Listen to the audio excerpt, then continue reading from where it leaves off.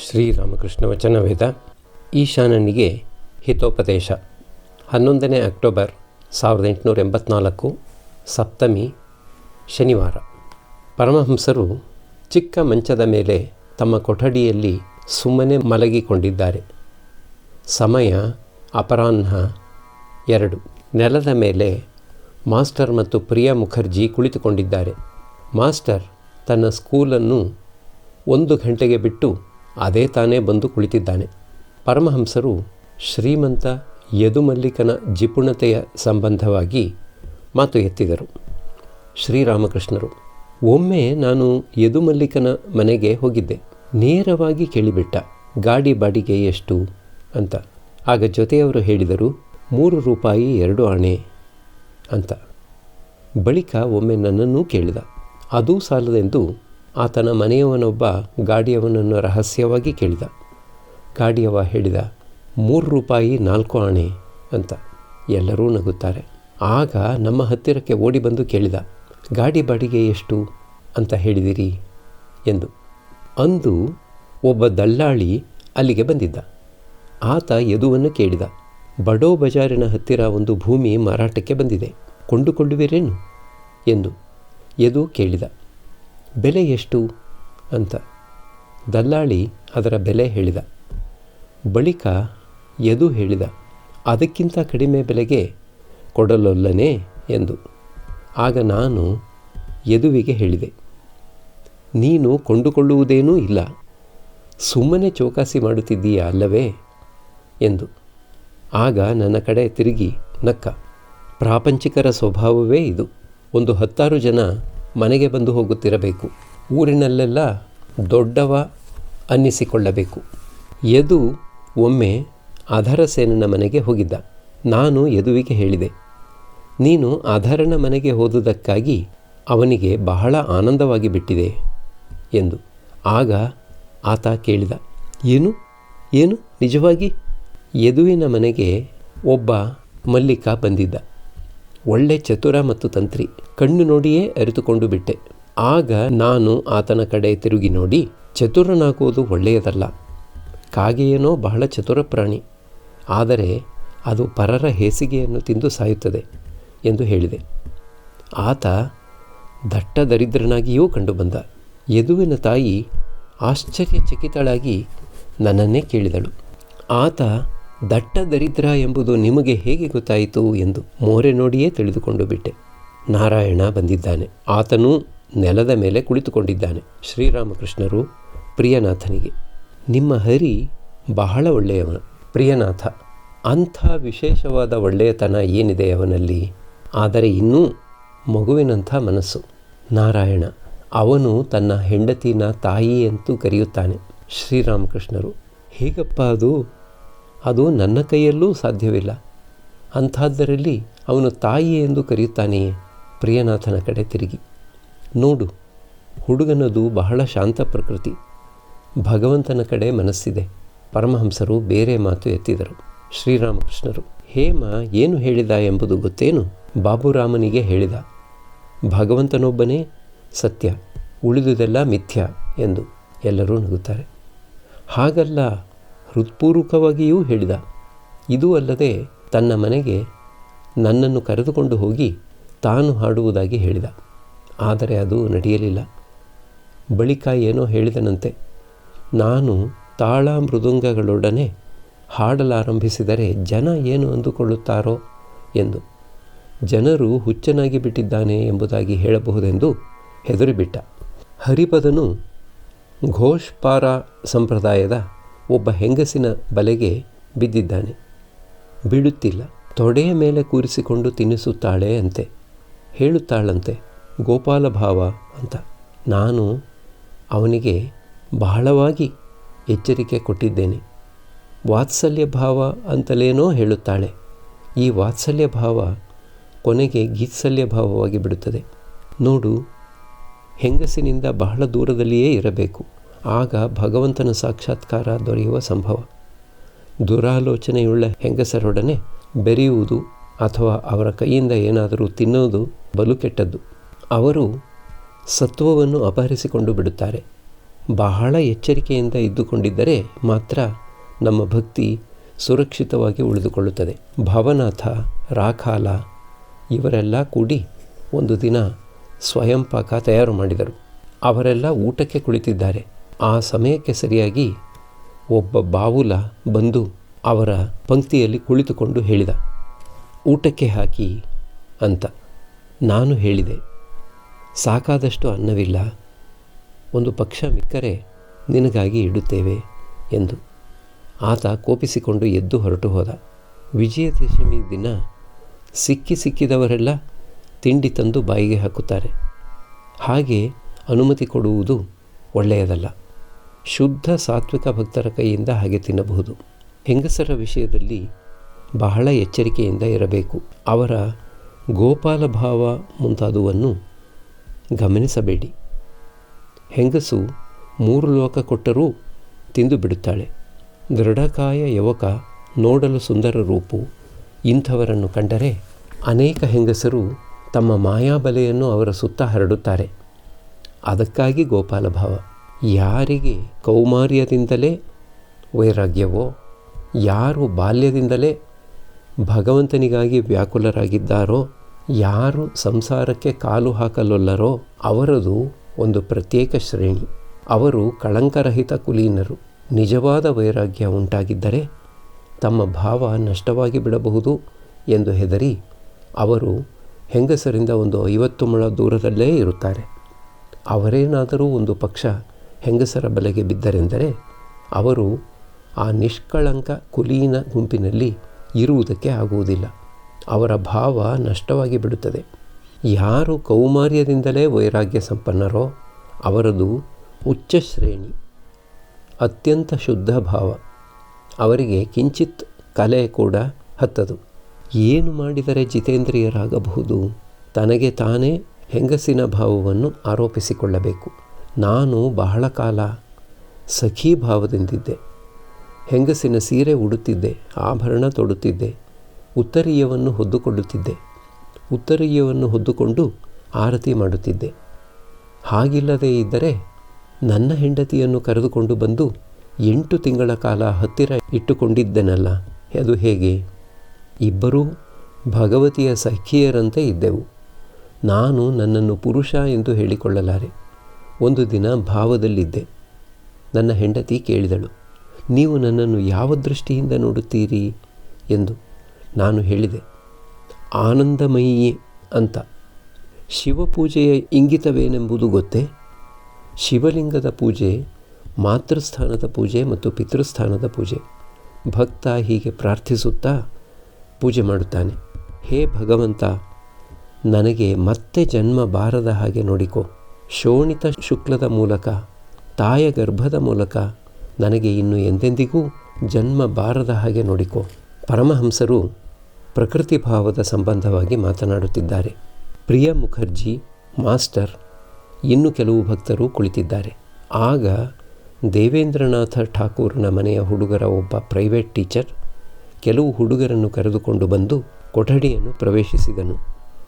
ಶ್ರೀರಾಮಕೃಷ್ಣರು ಭಕ್ತರಿಗೆ, ಶ್ರೀಕೃಷ್ಣನ ತಲೆಯ ಮೇಲೆ ನವಿಲಿನ ಗರಿ ಇದೆ. ಆ ಗರಿಯಲ್ಲಿ ಯೋನಿಯ ಚಿಹ್ನೆ ಇದೆ. ಅಂದರೆ ಶ್ರೀಕೃಷ್ಣ ಪ್ರಕೃತಿಯನ್ನು ತನ್ನ ತಲೆಯ ಮೇಲೆ ಹೊತ್ತುಕೊಂಡಿದ್ದೇನೆ ಎಂದು ಅರ್ಥವಾಗುತ್ತದೆ. ಶ್ರೀಕೃಷ್ಣ ರಾಸಮಂಡಲಿಗೆ ಹೋದ, ಆದರೆ ಅಲ್ಲಿ ತಾನೇ ಪ್ರಕೃತಿಯಾದ. ಅದಕ್ಕಾಗಿಯೇ ನೋಡು, ರಾಸಮಂಡಲಿಯಲ್ಲಿ ಆತ ಹೆಂಗಸಿನ ವೇಷವನ್ನು ಧರಿಸಿರೋದು. ಪ್ರಕೃತಿ ಭಾವೋಪಪನ್ನನಾಗದೇ ಇದ್ದರೆ ಪ್ರಕೃತಿಯ ಸಂಘದ ಅಧಿಕಾರಿಯಾಗಲಾರ. ಪ್ರಕೃತಿ ಭಾವ ಸಂಪನ್ನನಾದರೆ ಆಗ ಕ್ರೀಡೆ, ಆಗ ಆನಂದ. ಆದರೆ ಸಾಧಕನ ಅವಸ್ಥೆಯಲ್ಲಿ ಬಹಳ ಎಚ್ಚರಿಕೆಯಿಂದ ಇರಬೇಕು. ಆಗ ಹೆಂಗಸಿನಿಂದ ಬಹಳ ದೂರದಲ್ಲೇ ಇರಬೇಕು. ಅಷ್ಟೇಕೆ ಭಕ್ತಿಮತಿಯಾದರೂ ಹೆಚ್ಚು ಹತ್ತಿರಕ್ಕೆ ಹೋಗಕೂಡದು. ಮನೆಯ ಮೇಲಕ್ಕೆ ಹತ್ತುವಾಗ ಹಿಂದಕ್ಕೂ ಮುಂದಕ್ಕೂ ಜಗ್ಗಾಡಕೂಡದು. ಹಿಂದಕ್ಕೂ ಮುಂದಕ್ಕೂ ಜಗ್ಗಾಡಿದರೆ ಕೆಳಕ್ಕೆ ಬೀಳುವ ಸಂಭವವಿದೆ. ದುರ್ಬಲರು ಮೆಟ್ಟಲನ್ನು ಹಿಡಿದು ಹತ್ತಬೇಕು. ಸಿದ್ಧನ ಅವಸ್ಥೆ ಪ್ರತ್ಯೇಕವಾದ ಸಮಾಚಾರ. ಭಗವಂತನ ದರ್ಶನಾನಂತರ ಅಷ್ಟೊಂದು ಹೆದರಿಕೊಳ್ಳಬೇಕಾದ್ದೇನಿಲ್ಲ. ಬಹುಮಟ್ಟಿಗೆ ನಿರ್ಭಯನಾಗಿರಬಹುದು. ಹೇಗೋ ಮಾಡಿ ಚಾವಣಿಯ ಮೇಲಕ್ಕೆ ಹತ್ತಿಬಿಟ್ಟರೆ ಕಾರ್ಯ ಮುಗಿಯಿತು. ಹತ್ತಿದ ನಂತರ ಚಾವಣಿ ಮೇಲೆ ನರ್ತಿಸಲೂಬಹುದು, ಆದರೆ ಹಂತ ಹತ್ತುವಾಗ ನರ್ತಿಸಲಾಗುವುದಿಲ್ಲ. ಮತ್ತೆ ನೋಡು, ಯಾವುದನ್ನು ತ್ಯಜಿಸಿ ಚಾವಣಿ ಹತ್ತಿದೆಯೋ ಹತ್ತಿದ ನಂತರ ಪೂರ್ವದಲ್ಲಿ ತ್ಯಜಿಸಿದ್ದನ್ನು ಮತ್ತೆ ತ್ಯಜಿಸಬೇಕಾಗಿಲ್ಲ. ಚಾವಣಿಯೂ ಇಟ್ಟಿಗೆ ಸುಣ್ಣ ಮರಳಿಂದ ತಯಾರಾಗಿದೆ. ಹಾಗೆ ಹಂತವೂ ಅದೇ ವಸ್ತುಗಳಿಂದ ತಯಾರಾಗಿದೆ. ಯಾವ ಹೆಂಗಸನ್ನು ಕಂಡರೆ ಬಹಳ ಎಚ್ಚರಿಕೆಯಿಂದಿರಬೇಕೋ ಭಗವಂತನ ದರ್ಶನ ನಂತರ ಅದೇ ಹೆಂಗಸು ಸಾಕ್ಷಾತ್ ಭಗವತಿಯೇ ಎಂಬ ಬೋಧೆಯಾಗುತ್ತದೆ. ಆಗ ಮಾತ್ರ ದೃಷ್ಟಿಯಿಂದ ಆಕೆಯನ್ನು ಪೂಜಿಸುತ್ತೀಯೇ, ಆಗ ಅಷ್ಟೊಂದು ಹೆದರಿಕೆಯಾಗುವುದಿಲ್ಲ. ವಿಷಯವೇನೆಂದರೆ ಅಜ್ಜಿಯನ್ನು ಮುಟ್ಟಿ ಇಚ್ಛೆ ಬಂದಂತೆ ಮಾಡು. ಬಹಿರ್ಮುಖ ಅವಸ್ಥೆಯಲ್ಲಿ ಸ್ಥೂಲ ಕಣ್ಣಿಗೆ ಬೀಳುತ್ತದೆ. ಆಗ ಮನಸ್ಸು ಅನ್ನಮಯ ಕೋಶದಲ್ಲಿ ಇರುತ್ತದೆ. ಬಳಿಕ ಸೂಕ್ಷ್ಮ ಶರೀರ, ಲಿಂಗ ಶರೀರ. ಆಗ ಮನಸ್ಸು ಮನೋಮಯ ಕೋಶದಲ್ಲಿ ಮತ್ತು ವಿಜ್ಞಾನಮಯ ಕೋಶದಲ್ಲಿ ಇರುತ್ತದೆ. ಬಳಿಕ ಕಾರಣ ಶರೀರ. ಮನಸ್ಸು ಕಾರಣ ಶರೀರಕ್ಕೆ ಬಂದಾಗ ಆನಂದ ಉಂಟಾಗುತ್ತದೆ. ಆನಂದಮಯ ಕೋಶದಲ್ಲಿ ಮನಸ್ಸು ಇರುತ್ತದೆ. ಇದೇ ಚೈತನ್ಯ ದೇವನ ಅರ್ಧ ಬಾಹ್ಯ ದಶೆ. ಬಳಿಕ ಮನಸ್ಸು ಲಯವಾಗಿ ಹೋಗುತ್ತದೆ. ಮನಸ್ಸು ನಾಶವಾಗುತ್ತದೆ. ಅದು ಮಹಾಕಾರಣದಲ್ಲಿ ನಾಶವಾಗಿ ಬಿಡುತ್ತದೆ. ಮನಸ್ಸು ನಾಶವಾಯಿತು ಅಂದರೆ ಸುದ್ದಿ ಸಮಾಚಾರವೇ ಇಲ್ಲ. ಇದು ಚೈತನ್ಯ ದೇವನ ಅಂತರ್ದಶೆ. ಅಂತರ್ಮುಖಾವಸ್ಥೆ ಯಾವ ರೀತಿಯದು ಎಂಬುದು ಗೊತ್ತೇ? ದಯಾನಂದ ಹೇಳಿದ್ದಾನೆ, ಅಂತಃಪುರಕ್ಕೆ ಹೋಗಿ ಕಿಟಕಿ ಬಾಗಿಲುಗಳನ್ನು ಹಾಕಿಕೊಂಡು ಬಿಡು ಅಂತ. ಆಗ ಸಿಕ್ಕಿದವರೆಲ್ಲ ಅಲ್ಲಿಗೆ ಹೋಗುವುದಕ್ಕೆ ಆಗುವುದಿಲ್ಲ. ನಾನು ದೀಪದ ಕುಡಿಯನ್ನು ಇದಕ್ಕೆ ಹೋಲಿಸುತ್ತಿದ್ದೆ. ಅದರ ಕೆಂಪು ಭಾಗವನ್ನು ಸ್ಥೂಲಕ್ಕೆ ಹೋಲಿಸುತ್ತಿದ್ದೆ. ಅದರೊಳಗಿನ ಬಿಳಿಯ ಭಾಗವನ್ನು ಸೂಕ್ಷ್ಮಕ್ಕೆ ಹೋಲಿಸುತ್ತಿದ್ದೆ. ಇವೆಲ್ಲದರ ಒಳಕ್ಕೆ ಒಂದು ಕಪ್ಪು ಕಡ್ಡಿಯಂತೆ ಕಾಣುವ ಭಾಗವನ್ನು ಕಾರಣ ಶರೀರಕ್ಕೆ ಹೋಲಿಸುತ್ತಿದ್ದೆ. ಧ್ಯಾನ ಸರಿಯಾಗಿ ಆಗುತ್ತಿರುವುದೇ ಎಂಬುದನ್ನು ಅರಿಯಲು ಕೆಲವು ಲಕ್ಷಣಗಳಿವೆ. ಒಂದು, ಇದು ಒಂದು ಜಡವಸ್ತು ಎಂದು ಭಾವಿಸಿ ಹಕ್ಕಿ ಬಂದು ತಲೆಯ ಮೇಲೆ ಕುಳಿತುಕೊಳ್ಳುತ್ತದೆ. ನಾನು ಕೇಶವಸೇನನನ್ನು ಮೊಟ್ಟಮೊದಲು ನೋಡಿದುದು ಆದಿ ಸಮಾಜದಲ್ಲಿ. ಅಲ್ಲಿ ವೇದಿಕೆಯ ಮೇಲೆ ಕೆಲವರು ಕುಳಿತುಕೊಂಡಿದ್ದರು. ಕೇಶವಸೇನ ಅವರ ಮಧ್ಯದಲ್ಲಿ ಕುಳಿತುಕೊಂಡಿದ್ದ. ಆತ ಒಂದು ಮರದ ದಿಮ್ಮಿಯೋಪಾದಿಯಲ್ಲಿ ಕುಳಿತಿರುವುದನ್ನು ಕಂಡೆ. ಸೇಜಬಾಬುವಿಗೆ ಹೇಳಿದೆ, ನೋಡಲ್ಲಿ, ಆ ಎರೆಯನ್ನು ಮೀನು ತಿಂದು ಬಿಟ್ಟಿದೆ. ಅದೊಂದಷ್ಟು ಧ್ಯಾನವಿದ್ದುದರಿಂದ ಭಗವಂತನ ಇಚ್ಛೆಯಿಂದ ಆತನ ಹೃದಯ ಹೆಸರು, ಕೀರ್ತಿ ಮೊದಲಾದವು ಯಾವುದಕ್ಕಾಗಿ ಹಾತೊರೆಯುತ್ತಿತ್ತೋ ಅವು ದೊರೆತವು. ಕಣ್ಣು ತೆರೆದಿದ್ದರೂ ಧ್ಯಾನ ಸಾಧ್ಯ. ಮಾತುಕತೆಯಾಡುತ್ತಿದ್ದರೂ ಧ್ಯಾನ ಮಾಡಬಹುದು. ಭಾವಿಸಿಕೊಳ್ಳಿ, ಒಬ್ಬನಿಗೆ ಹಲ್ಲು ನೋವಿದೆ, ಅದು ಸುಮ್ಮನೆ ಬಾಧೆ ಕೊಡುತ್ತಿದೆ ಎಂದು. ಠಾಕೂರರ ಮನೆಯ ಶಿಕ್ಷಕ, ಹೌದು, ನನಗೆ ಚೆನ್ನಾಗಿ ಅನುಭವವಾಗಿದೆ. ನಗೆ. ಪರಮಹಂಸರು ನಗುತ್ತಾ, ನೋಡು, ಹಲ್ಲು ನೋಯುತ್ತಿದ್ದರೂ ಮನುಷ್ಯ ಎಲ್ಲ ಕೆಲಸಗಳನ್ನೂ ಮಾಡುತ್ತಾನೆ. ಆದರೆ ಆತನ ಮನಸ್ಸು ಮಾತ್ರ ನೋವಿನ ಕಡೆಗೇ ಹರಿಯುತ್ತಿರುತ್ತದೆ. ಆದ್ದರಿಂದ ಧ್ಯಾನ ಕಣ್ಣು ತೆರೆದಿದ್ದರೂ ಸಾಧ್ಯ, ಮಾತುಕತೆಗಳಾಡುತ್ತಿದ್ದರೂ ಸಾಧ್ಯ. ಶಿಕ್ಷಕ, ಪತಿತ ಪಾವನ ಎಂಬ ಹೆಸರು ಆತನಿಗಿದೆ. ಅದೇ ನಮ್ಮ ಆಸೆಯ ನೆಲೆ. ಆತ ದಯಾಮಯ. ಶ್ರೀರಾಮಕೃಷ್ಣರು. ಒಮ್ಮೆ ಸಿಖ್ ಮತದವರು ಆತ ದಯಾಮಯನೆಂದು ಹೇಳಿದರು. ನಾನು ಆತ ಹೇಗೆ ದಯಾಮಯ ಎಂದು ಕೇಳಿದೆ. ಆಗ ಅವರು, ಏಕೆ ಮಹಾರಾಜ್, ಆತ ನಮ್ಮನ್ನು ಸೃಷ್ಟಿಸಿದ್ದಾನೆ. ನಮಗಾಗಿ ಅಷ್ಟೊಂದು ವಸ್ತುಗಳನ್ನು ಸೃಷ್ಟಿ ಮಾಡಿದ್ದಾನೆ. ನಮ್ಮನ್ನು ಬೆಳೆಸಿ ಮನುಷ್ಯರನ್ನಾಗಿ ಮಾಡುತ್ತಾನೆ. ಪ್ರತಿಯೊಂದು ಹೆಜ್ಜೆ ಹೆಜ್ಜೆಗೂ ನಮ್ಮನ್ನು ವಿಪತ್ತುಗಳಿಂದ ಪಾರು ಮಾಡಿಸುತ್ತಾನೆ ಎಂದು ಹೇಳಿದರು. ಅದಕ್ಕೆ ನಾನು ಹೇಳಿದೆ, ಆತ ನಮಗೆ ಜನ್ಮವಿತ್ತು ರಕ್ಷಿಸುತ್ತಿದ್ದಾನೆ, ಪೋಷಿಸುತ್ತಿದ್ದಾನೆ, ನಿಜ. ಇದೇನು ಒಂದು ಮಹಾಕಾರ್ಯವೇ? ನಿಮಗೆ ಮಕ್ಕಳಾದರೆ ಅಗ್ರಹಾರದಿಂದ ಜನ ತಂದು ಅವನ್ನು ಬೆಳೆಸುತ್ತಾರೆಯೇ ಎಂದು. ಶಿಕ್ಷಕ, ಕೆಲವರಿಗೆ ಇದ್ದಕ್ಕಿದ್ದ ಹಾಗೆ ದೊರೆತು ಬಿಡುತ್ತದೆ, ಕೆಲವರಿಗೆ ಆಗುವುದಿಲ್ಲ. ಇದರ ರಹಸ್ಯವೇನು? ಶ್ರೀರಾಮಕೃಷ್ಣರು, ಹೀಗೆ ಏಕೆ ಗೊತ್ತೇ? ಬಹುಮಟ್ಟಿಗೆ ಪೂರ್ವಜನ್ಮದ ಸಂಸ್ಕಾರದಿಂದ ದೊರೆಯುತ್ತದೆ. ಜನರು ಭಾವಿಸುತ್ತಾರೆ ಇದ್ದಕ್ಕಿದ್ದ ಹಾಗೆ ದೊರೆತು ಬಿಟ್ಟಿತು ಎಂದು. ಒಬ್ಬ ಬೆಳಗ್ಗೆ ಎದ್ದು ಒಂದು ಗ್ಲಾಸು ಮದ್ಯ ಸೇವಿಸಿದ. ಅದರಿಂದಲೇ ತಲೆ ತಿರುಗಲು ಆರಂಭವಾಯಿತು. ತತ್ತರಿಸಲು ಆರಂಭಿಸಿದ. ಜನರಿಗೆಲ್ಲ ಆಶ್ಚರ್ಯ. ಒಂದು ಗ್ಲಾಸಿಗೇನೆ ಇಷ್ಟೊಂದು ಉನ್ಮತ್ತತೆ ಹೇಗೆ ಬಂತು ಅಂತ. ಆಗ ಒಬ್ಬ ಹೇಳಿದ, ಹುಚ್ಚರ, ಆತ ಇಡೀ ರಾತ್ರಿ ಮದ್ಯ ಕುಡಿದಿದ್ದ. ಹನುಮಂತ ಸ್ವರ್ಣ ನಿರ್ಮಿತ ಲಂಕೆಯನ್ನು ಸುಟ್ಟು ಹಾಕಿದ. ಜನರಿಗೆ ಆಶ್ಚರ್ಯ. ಕಪಿಯೊಂದು ಬಂದು ಎಲ್ಲವನ್ನೂ ಸುಟ್ಟು ಹಾಕಿಬಿಟ್ಟಿತಲ್ಲ ಅಂತ. ಆದರೆ ಮತ್ತೆ ಅವರು ಹೇಳಿದರು, ಸತ್ಯವೇನೆಂದರೆ ಸೀತೆಯ ನಿಟ್ಟುಸಿರು ರಾಮನ ಕೋಪಾಗ್ನಿ ಸುಟ್ಟು ಹಾಕಿತು ಎಂದು. ಲಾಲಾಬಾಬುವನ್ನು ನೋಡಿ ಆತನಿಗೆ ಎಷ್ಟೊಂದು ಐಶ್ವರ್ಯ. ಪೂರ್ವಜನ್ಮದ ಸಂಸ್ಕಾರವಿಲ್ಲದೇ ಇದ್ದರೆ ಇದ್ದಕ್ಕಿದ್ದ ಹಾಗೆ ವೈರಾಗ್ಯ ಉಂಟಾಗುವುದೇ? ಮತ್ತು ರಾಣಿ ಭವಾನಿಯನ್ನು ನೋಡಿ, ಹೆಂಗಸಾದರೂ ಎಷ್ಟೊಂದು ಜ್ಞಾನ ಭಕ್ತಿ ಆಕೆಯಲ್ಲಿ. ಹಿಂದಿನ ಜನ್ಮದಲ್ಲಿ ಸತ್ವಗುಣ ತುಂಬಿದ್ದರೆ ಈ ಜನ್ಮದಲ್ಲಿ ಮನಸ್ಸು ಭಗವಂತನ ಕಡೆ ಹರಿಯುತ್ತದೆ. ಆತನಿಗಾಗಿ ವ್ಯಾಕುಲ ಪಡುತ್ತದೆ. ಎಲ್ಲ ವಿಷಯ ಕರ್ಮಗಳನ್ನು ತ್ಯಜಿಸಿ ಬಂದು ಬಿಡುತ್ತದೆ. ಕೃಷ್ಣದಾಸ ಪಾಲ ಬಂದಿದ್ದ, ರಜೋಗುಣಿಯಾಗಿ ಕಂಡುಬಂದ. ಆದರೆ ಹಿಂದೂ ಆಗಿದ್ದರಿಂದ ಮೆಟ್ಟನ್ನು ಹೊರಗೆ ಬಿಟ್ಟು ಬಂದ. ಒಂದೆರಡು ಮಾತನಾಡಿ ನೋಡಿದೆ. ಒಳಗೆ ಏನೂ ಇಲ್ಲ. ಪ್ರಶ್ನೆ ಹಾಕಿದೆ, ಮನುಷ್ಯನ ಕರ್ತವ್ಯವೇನು ಅಂತ. ಆತ ಹೇಳಿದ, ಜಗತ್ತಿಗೆ ಉಪಕಾರ ಮಾಡೋದು ಎಂದು. ಆಗ ನಾನು ಹೇಳಿದೆ, ಹಾಗೆ ಹೇಳುವುದಕ್ಕೆ ನೀನು ಯಾರು? ನೀನು ಯಾವ ಉಪಕಾರವನ್ನು ತಾನೇ ಮಾಡಬಲ್ಲೆ?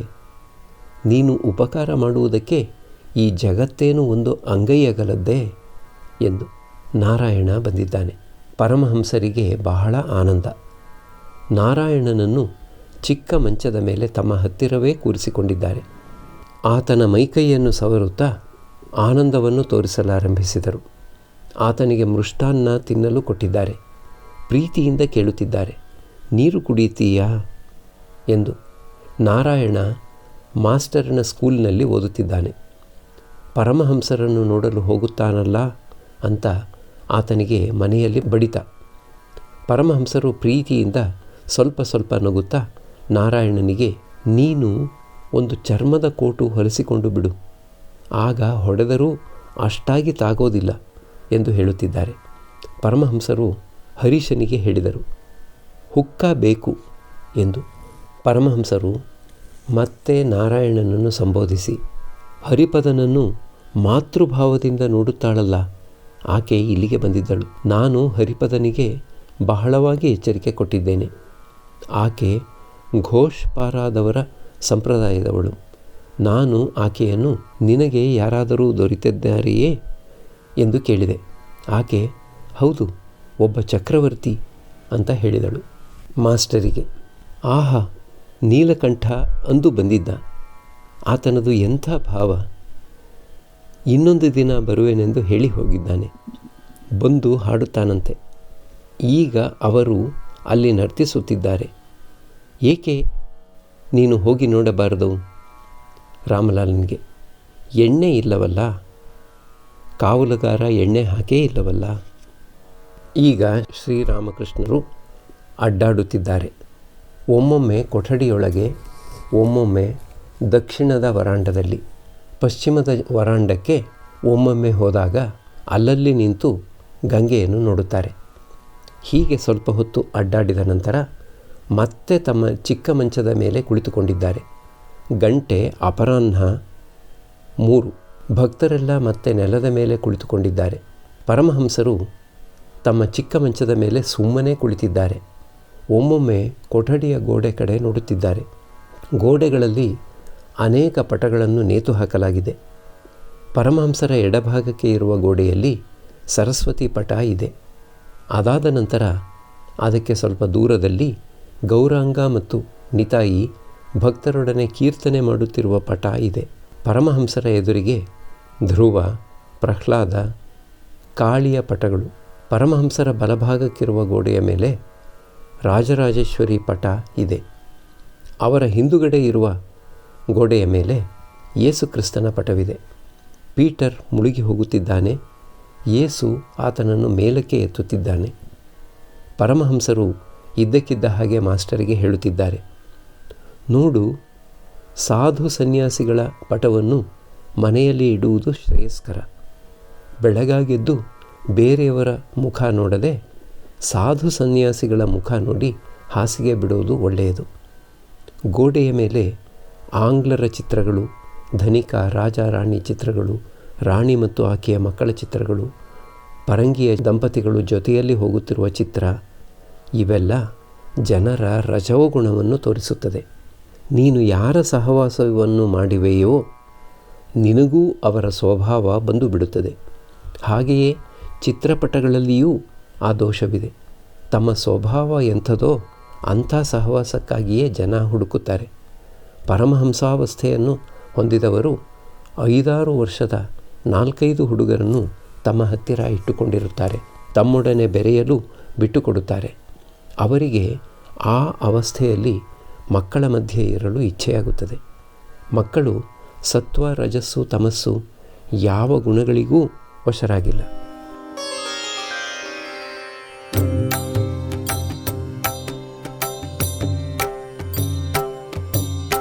ಶ್ರೀರಾಮ ಕೃಷ್ಣ ಮಂಗಲಕಾರಿ, ಶ್ರೀರಾಮ ಕೃಷ್ಣ ಮಂಗಲಕಾರಿ, ಶ್ರೀರಾಮ ಕೃಷ್ಣ ಮಂಗಲಕಾರಿ, ಶ್ರೀರಾಮ ಕೃಷ್ಣ ಮಂಗಲಕಾರಿ. ನಮೋ ನಾರಾಯಣ ಭವದುಃಖಹಾರಿ, ನಮೋ ನಾರಾಯಣ ಭವದುಃಖಹಾರಿ, ನಮೋ ನಾರಾಯಣ ಭವದುಃಖಹಾರಿ.